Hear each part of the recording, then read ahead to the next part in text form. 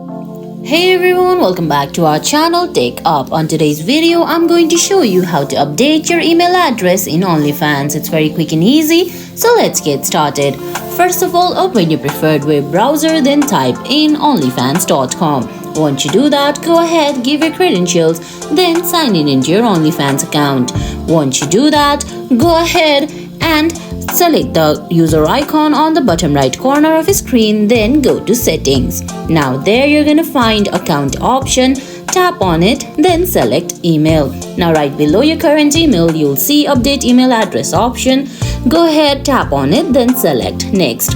Once you do that, open your Gmail, then copy the code sent by OnlyFans, then tap on next. Then they're gonna ask you to type in your new email address. Go ahead, type in your new email address, then tap on next. Once you do that, it's gonna send you another verification code to your new email address. Go ahead, open your mail, then copy the code and come back, paste it, then tap on next. Once you do that, you'll successfully update email address in OnlyFans.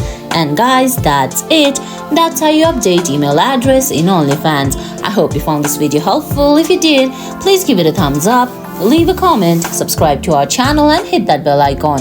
See you in the next video. Thanks for watching.